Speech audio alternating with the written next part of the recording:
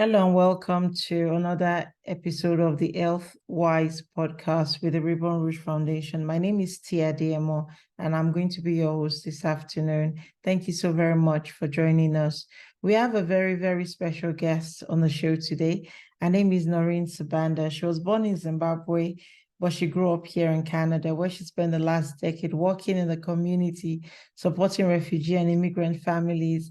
Some of our notable work includes working on youth participatory research projects with the University of Alberta Community University Partnership, coordinating summer youth programs, and more recently focusing on bringing awareness to mental health and marginalized individuals.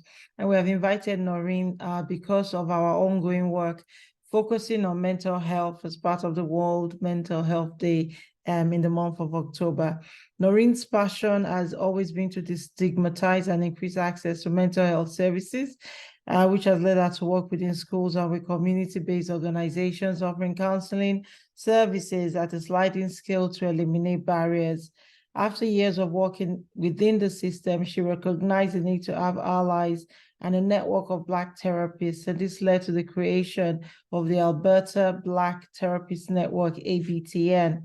The ABTN are a group of licensed and regulated professionals working in the field of mental health and addictions, and they aim to normalize experiences, destigmatize access and therapy, and within the Black community, they also work to reduce barriers and inequalities experienced by people of color. Noreen is currently serving as Executive Director of ABTN.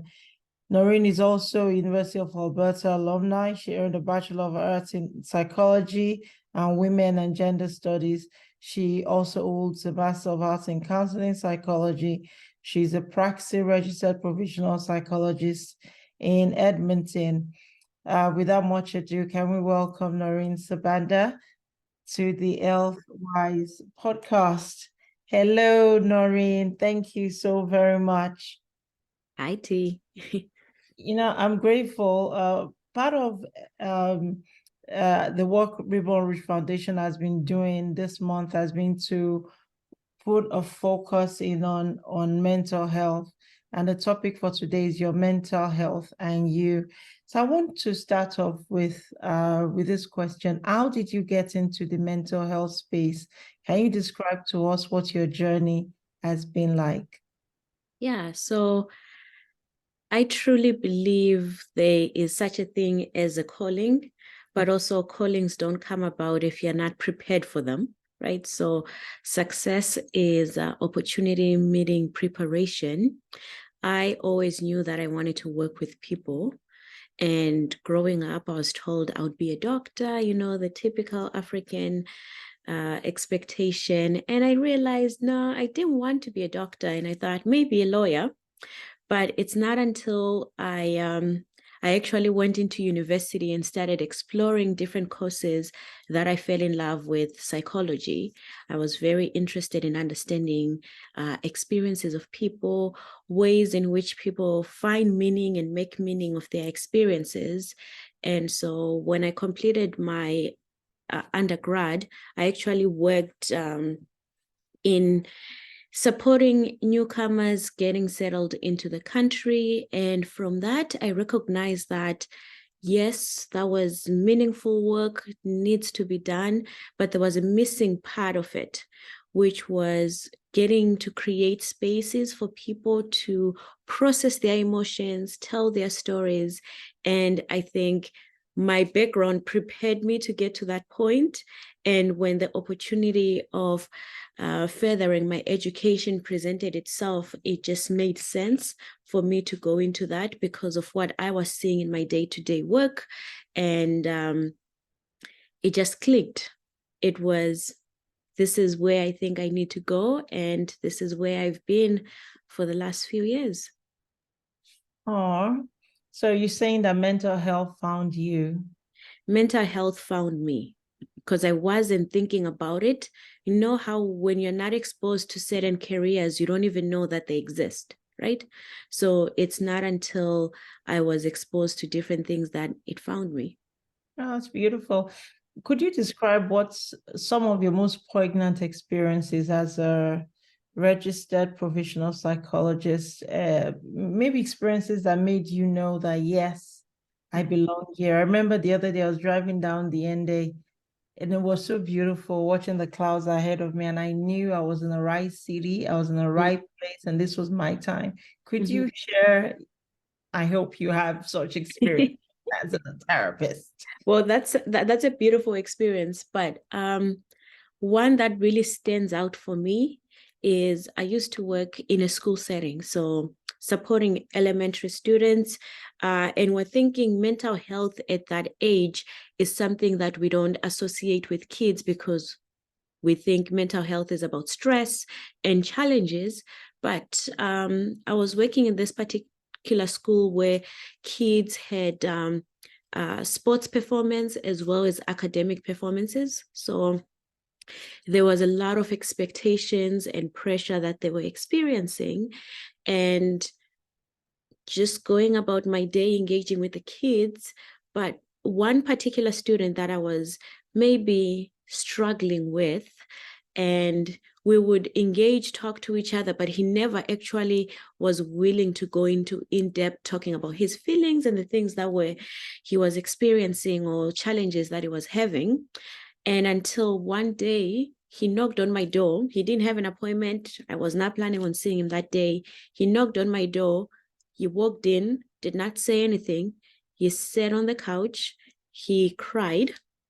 And when he was done, he said, "Thank you," and he walked out. And at that particular moment, I realized that all the times that I was calling him over, engaging with him, was creating that safe space for him. And on that particular day, when he needed a space where he could actually cry and process his emotions, he knew exactly where to go. And I didn't have to do anything. I didn't have to say anything. It was just already there. Just running that in my imagination is so powerful, providing that space for that young boy in that moment. You're right, it was the right place. And I think mental health found you. Would you say as a community, though, this is 2023, that we are better with expressing ourselves, expressing our mental health issues as adults, as Black people? What has your experience been? I think we're starting to create the spaces where we can express those. I think we have a bigger awareness of what mental health is. In particular, let me make this distinction. As a community, we often think mental illness and mental health are the same thing. In reality, they are not, right? We all have mental health, starting from 0 to 100. We have mental health as professionals, as parents, as adults, whereas mental illness is a disruption in our normal functioning, right?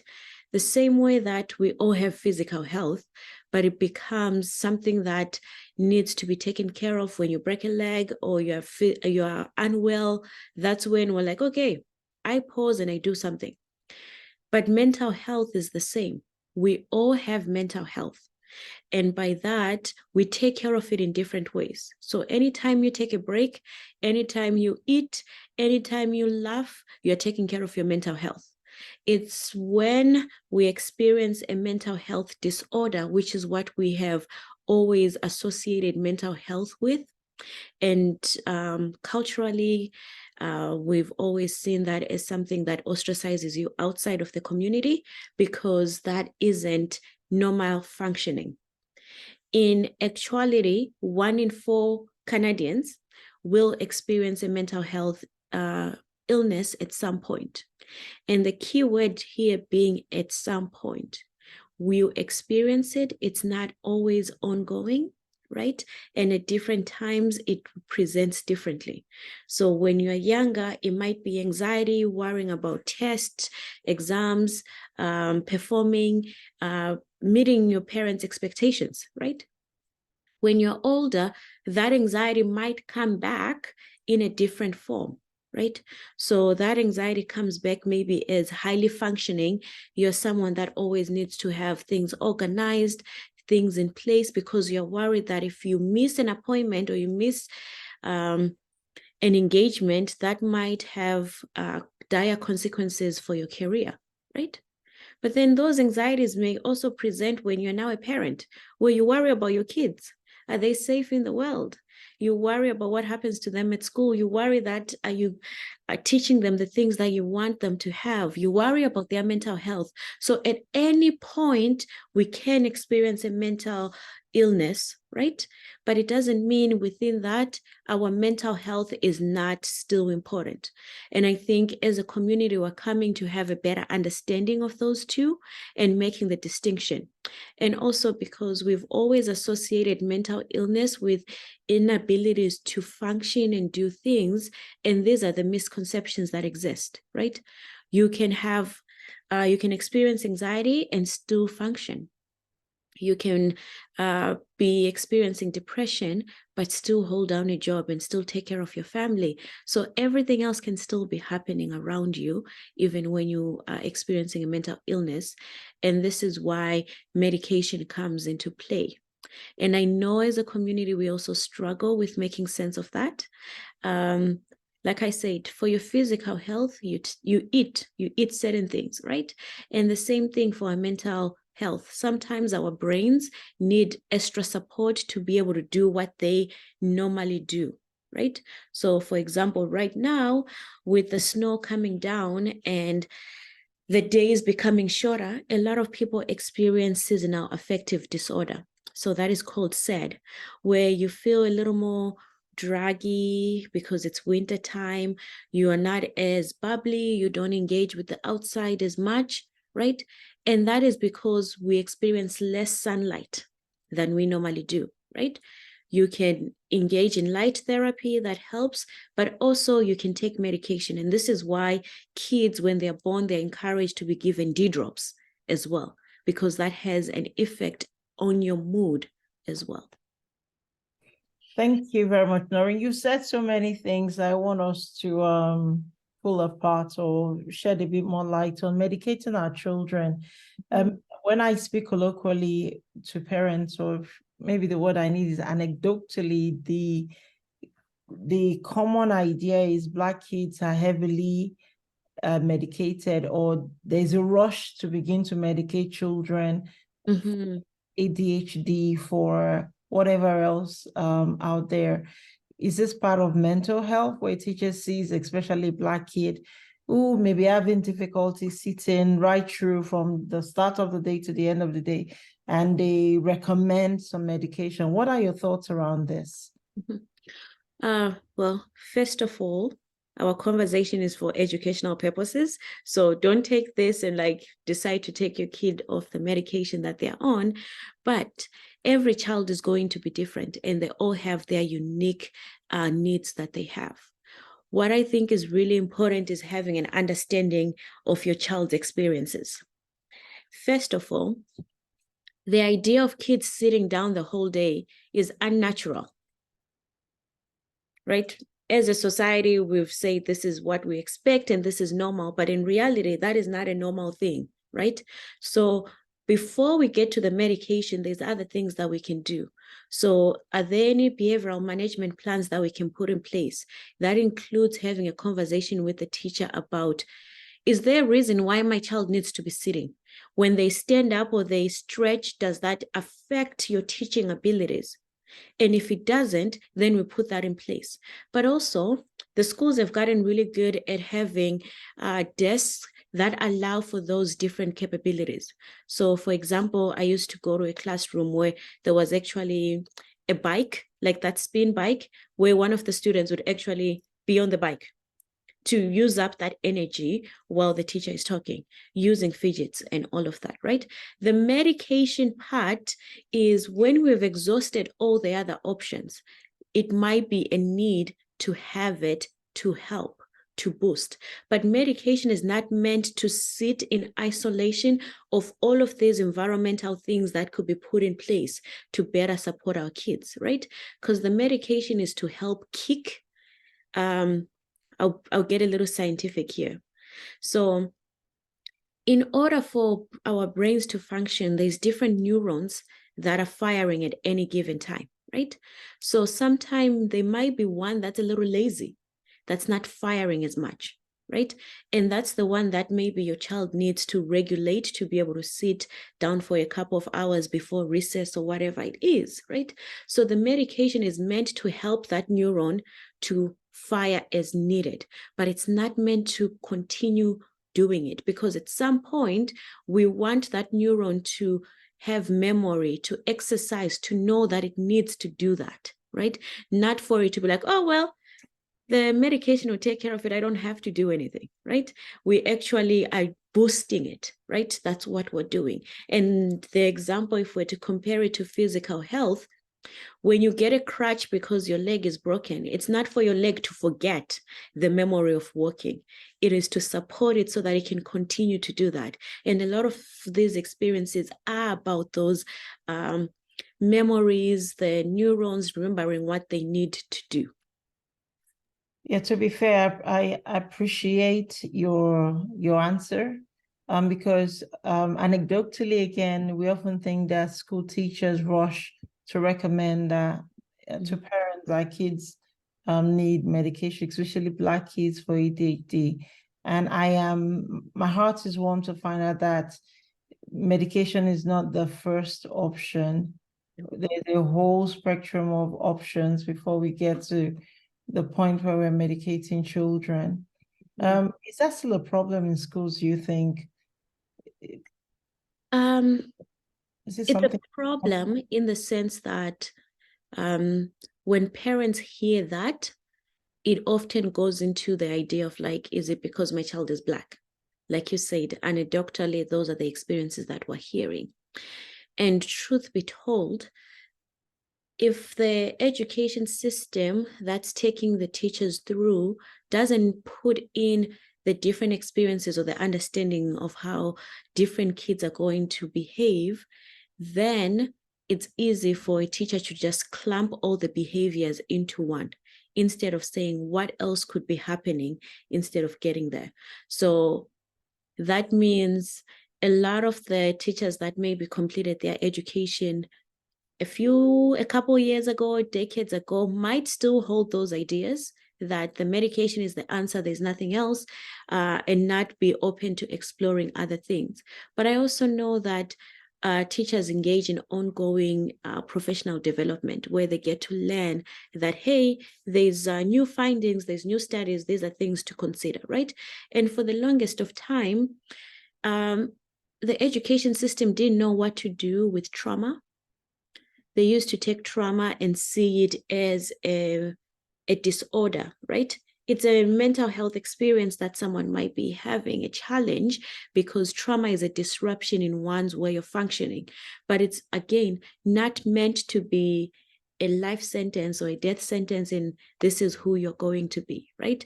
Maybe what's needed is to create that safe space in the classroom in order for the student to feel safe enough to even listen.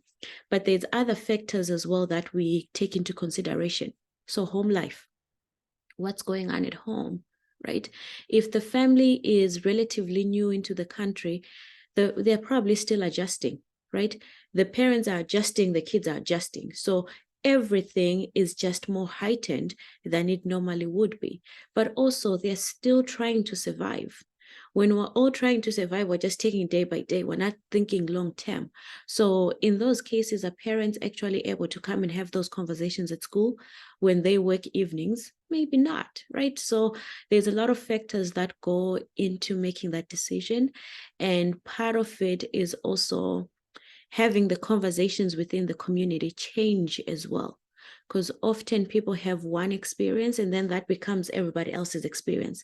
But there's a lot more nuance that needs to be explored before we get to saying, this is what happens for everyone, right? Like I said, trauma used to be something that was difficult, but people are becoming more trauma informed and putting in place ways to say, before we jump into this, have we considered this? Have we also explored this, right? So maybe what's actually needed is support, right? Like the support in the family before we get into medicating kids. Thank you very much. I often wonder how much stigmatization of mental health is still an issue in 2023. Do you find that it's still an issue? And how can we destigmatize mental health within ACB communities? It is still an ongoing issue, right?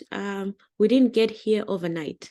So the destigmatization is also going to take quite a bit of time, including generations, right? Because some of the experiences are intergenerational, where because my mom tells me, oh, this is what happens for somebody else, without even realizing, we keep telling that same story, right?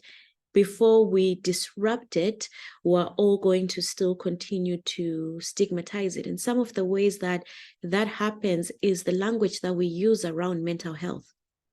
I've been really cautious. I am in the space of mental health and I work there. But the first thing that goes into my head is to say someone is this, whereas it is someone is experiencing this, right? So a kid with ADHD is a different conversation versus saying this child is experiencing symptoms related to that fit this, because the diagnosis itself is using the DSM. Nothing wrong with the DSM, but the DSM was created without us in mind, without the ACB community in mind, right? So some of the experiences that are being described there are things that are normal for us. So take, for example, the description or the definition of schizophrenia includes hallucinations and delusions and hearing voices. Culturally, hearing voices might be something that's acceptable, because we have the ability to communicate with our ancestors and stuff like that. But if we use the definition of the DSM, now we have tagged on the label of someone being schizophrenic, right? Being schizophrenic, whereas we could look at it a little differently if we take into consideration the cultural experiences, right? And also when all of these things were defined, because I don't think it's just about putting labels and putting us into boxes that already exist, but understanding the lived experiences of the ACB community becomes really important, even in that destigmatizing process of it, right? So what is the understanding of it in the community? What is the language that's being used, right? Because often we use words like, oh, that's crazy. That word has always been associated with a mental illness or a struggle. Or even when we use words like you are retarded, what we're trying to say is maybe you have a lower IQ, but that doesn't have to eliminate you from being able to live a full life, because being retarded often implied you are incapable of doing anything. But there's a lot of people that have lower IQs that are still able to function, because again, that idea of what a normal IQ is culturally dependent. And it's dependent on education level, it's dependent on exposure, but also IQ is measured through the Western lens, not the African or Caribbean lens. You're right. Actually, when you say that, what do you mean by DSM? Is that something we all should know, or that's a specific terminology in your field? Oh, so the DSM is the Diagnostic Systematic Manual, right? So whenever you hear my child has been diagnosed with this, psychologists, psychiatrists have to use the DSM to say, this is the definition, this is what I observed, and this is why this label is being utilized for this particular individual. So it is the manual that we use to guide us. But like I said, that manual was defined, created, not necessarily with us in mind and our experiences. And I don't want to sit here and say the DSM is all bad, because they do have some cultural considerations that are in there as well, right? But the fundamentals of it are not actually culturally informed. That's deep. The fundamentals of it are actually not culturally informed. So how do we know when someone is about to fall apart? because of a mental health crisis? Are there like warning signs, for example? And I know we spoke about the winter. I have a different reaction to. I just think it's beautiful. The ugly part of winter is when you're driving and the roads are slippery. That's not beautiful. That's dirty and scary sometimes. And black eyes, the demon called black eyes, or ice rain, or so how do we know what are some warning signs that someone may be struggling with their mental health? Also knowing that this season, many people will feel isolated, lonely, depressed, and so on and so forth. Yeah. Well, as we mentioned, first of all, we have to acknowledge that said seasonal affective disorder tends to impact individuals from warmer climates than not, right? So if you were born in the Caribbean or you're born in Africa, you will probably experience it, right? But also that speaks to our skins being melanated, right? And that means the amount of direct sun that we receive during the winter is limited because it takes a little bit more for us to absorb that, right? So how will we know when people are not doing well? We know because there's a change. The one thing that we're really good at as a community is the relationships that we have. Within our relationships, we're able to also track when there's a difference, right? You can tell me when your daughter is not doing well because you're like, she usually gets up around this time. She usually engages in this. And when those activities are changing, that's telling you something is a little different, right? But again, because people are isolated naturally because we're hibernating, it may be a little difficult to figure that out. But I think we can tell when you talk to someone that, hey, your normal level is here. Today, I'm hearing you a little bit low, right? And the difference is when you check in with people like that, it tells them you care because it tells them, hey, you know what my normal routine is. You know what my normal level is. And now you're telling me that you're noticing a difference.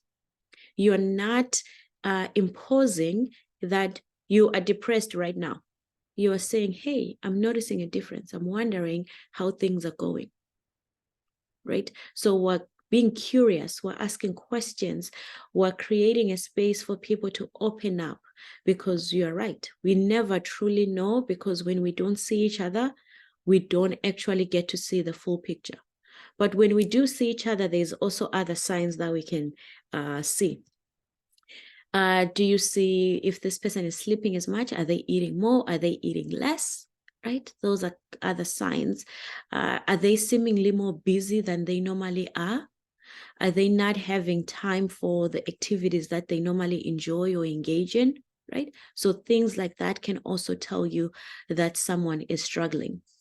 I also think we've normalized being in our stress mode that sometimes we don't know how to be out of stress mode, right?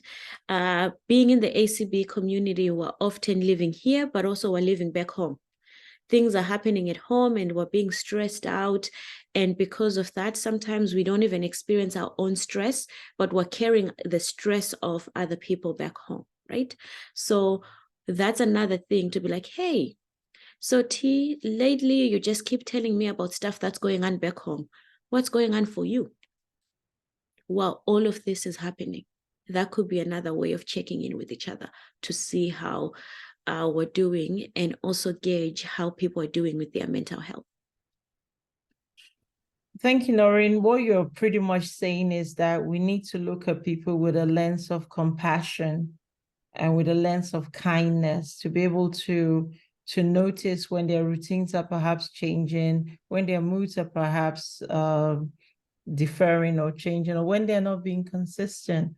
I hear what you're saying, which may be a hard ask, because we all get busy.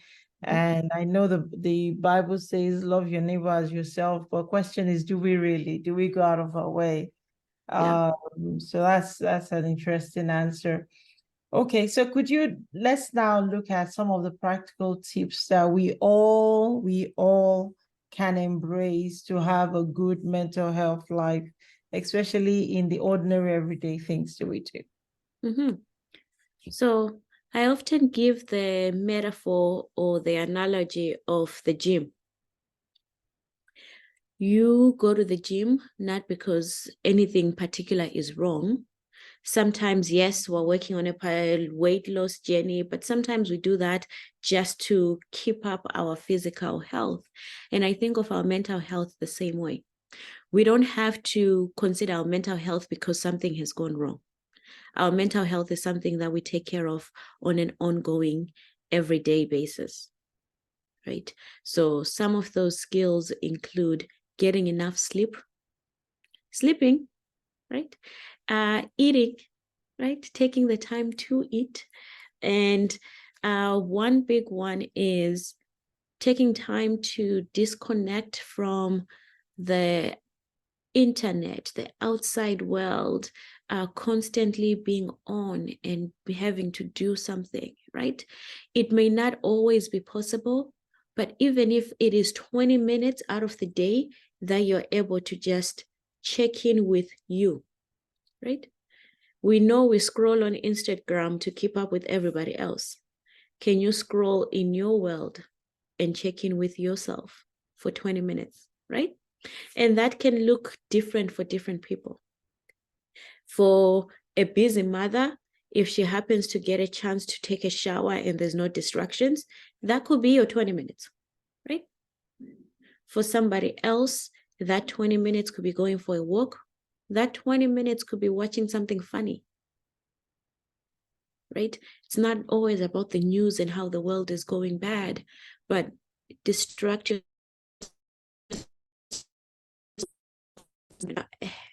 Having if frozen. Can you hear me? Yeah. Having a friend that you can talk to also helps. So who's the person that you can call upon and have a conversation with that is not work related?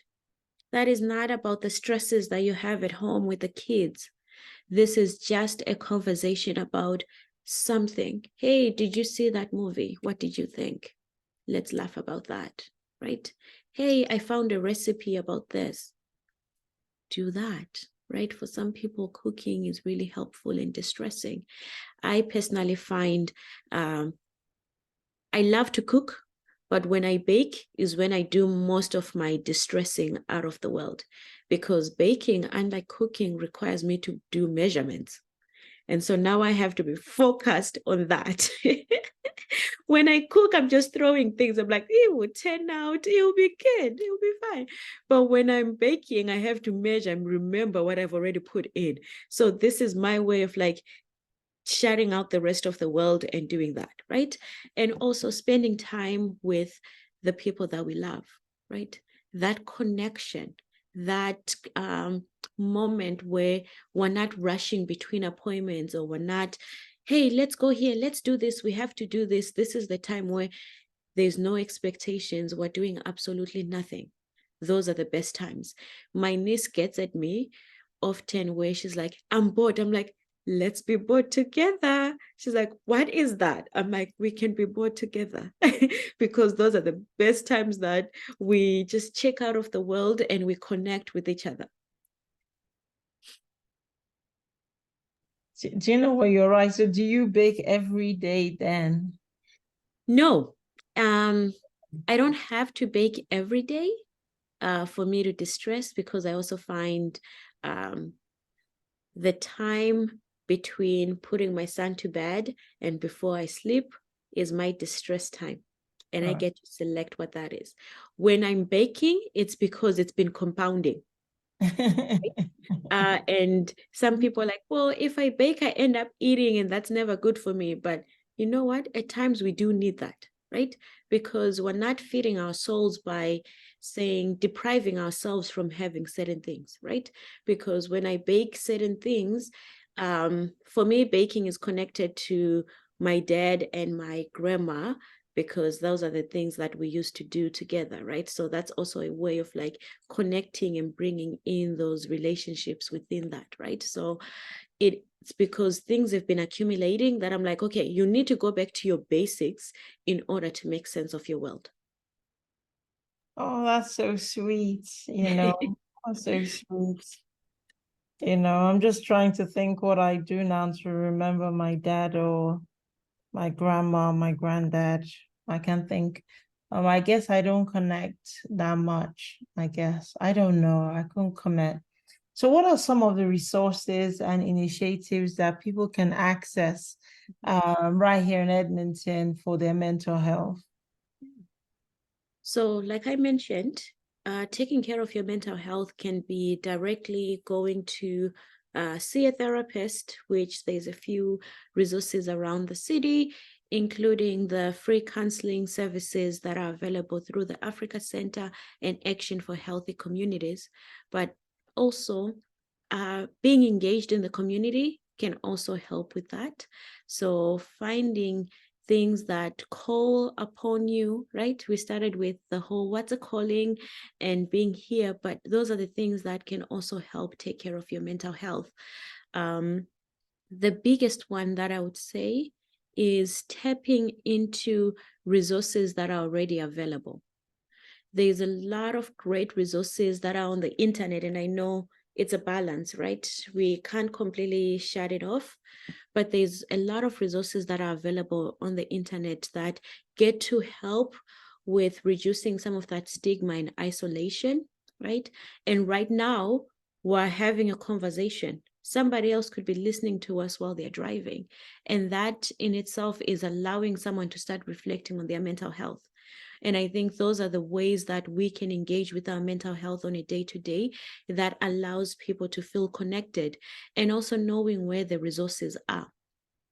The Alberta Black Therapist Network, for example, is a space where you can find events taking place around the city, but also you're able to find a therapist from the ACB community that is someone that looks like you, that has an understanding of your lived experiences. And within that, you're able to find other resources to build on that. Thank you. We have just a couple more questions and the Healthwise podcast will be over. If you're just joining us or just tuning in, we have been listening to Noreen Sibanda, the Executive Director of Alberta Therapist Network. And we're talking about your health, your mental health, and we know that many individuals still hesitate to seek professional help for their mental health issues. What advice would you give to someone who is unsure about reaching out for assistance? Mm-hmm. First and foremost, you are not alone and you don't have to go through this alone. Most of the experiences that we have either take place within relationships, and so the healing can also take place within relationships as well. And these are healthy relationships that allow you to be yourself. The first step is recognizing that you do need the support. And the best way that I can describe that is an average adult head is about 12 pounds. But if I were to put weight to all of the challenges and experiences that we go through, they outweigh the 12 pounds capacity of our brains and our heads, right? So reaching out for help is not saying your brain is not capable of doing or holding that. It is saying, I need to be able to put it down so that I can decide what's really important for my brain to hold for that particular time. Having a space and having somebody to help you navigate that goes a long way. And it is okay for you to access support. It does not mean you're weak. It does not mean that you're not capable of being a professional or doing any other things that you already do well. It just means you are taking care of your mental health the same way that you take care of others around you and your physical health as well. That's beautiful. Thank you very much. I got a penultimate question. What can organizations, even the media, do to ensure that mental health is available to everybody, regardless of circumstances? Mhm. Well, I think organizations are starting to recognize that mental health does not have to be an afterthought. In a lot of the programming that's taking place, we're starting to consider mental health. We're starting to say, what are ways in which we can make this program more accessible for everyone in different abilities and capabilities so that they feel welcome to do so. However, within that, we still have a lot of work to do when it comes to creating the spaces and having people access those spaces, right? So the biggest thing is knowing that when you go to a program, you are going to find people that look like you, have an understanding of your lived experience, and you don't have to be retelling your story because that could also be traumatizing. And organizations and programs can be really informed when it comes to that, right? Come as you are, meeting people where they are, right? So I talked about having mental health programs at schools instead of saying the families have to pay out of pocket outside of school because that's going to be another challenge that they have. Instead, when we have mental health being considered at work, being considered at school, being considered at church, then mental health is already part of our society. It's not something that individuals feel ostracized about or feel like they can no longer be part of the community if they're experiencing, because it's already built in.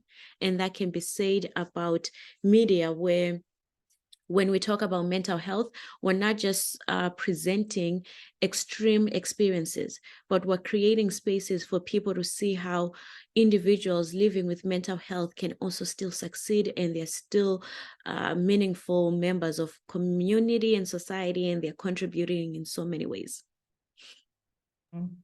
Thank you, Noreen. I was just thinking, are there any free services for mental health, for people seeking mental health support in the city? The program you run with the Africa Center, is that free? Yes.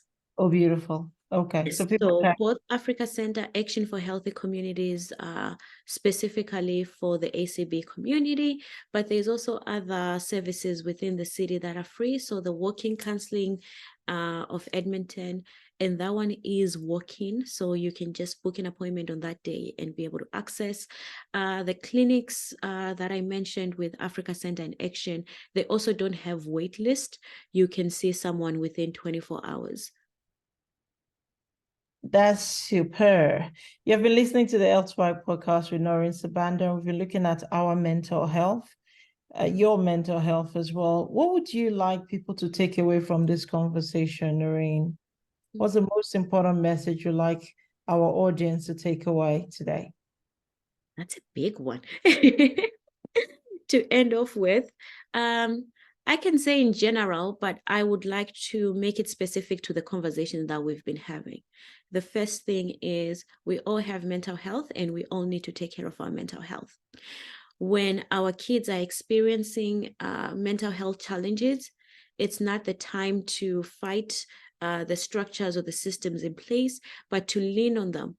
Ask questions, look into what else is possible, because there's no one way, there's no cookie cutter approach that's going to work for everyone. We can tailor services to everyone because each person has a unique experience. So they're going to need their own special cocktail mix. And that is part of how we need to look at taking care of our mental health. It's not going to be everyone has to go see a psychologist or a therapist. Some people may connect with community. Some people may engage in physical exercise. Some people may have a book club that they engage with, and that's part of taking care of their mental health. So being open to having a wide variety of experiences and different ways of taking care of our mental health that is holistic, because we're not just going to destigmatize mental health by doing it in isolation. Part of it is talking about it. It's having the language to express what we're going through, where we can freely talk about, I'm taking a mental health day at work. And it doesn't mean I am experiencing anything in particular, but it's a day I'm allowing myself to check out and not just be a worker, an employee, an employer, because we're all so much more than the things that we do. And as I mentioned, there's a lot of things that we experience and we go through that isn't necessarily normal and easy to do. So we have to be compassionate with ourselves, others, and the community that we engage with as well. Thank you very, very much, Noreen, for your time today. I personally think that this conversation has been quite refreshing. It's been affirming, wholesome, and actually empowering. It's nice to hear from a practitioner, an expert's point of view, what we need to do, and to sort of have this sort of engaging conversation around our mental health. We hope our listeners would have learned one or two things and that they too would hopefully have found it affirming and wholesome. Now, we hope you join Ribbon Rouge Foundation on the Healthwise podcast next month. In the meantime, take care of yourselves, and thank you again, Noreen, for joining us today. Thank you.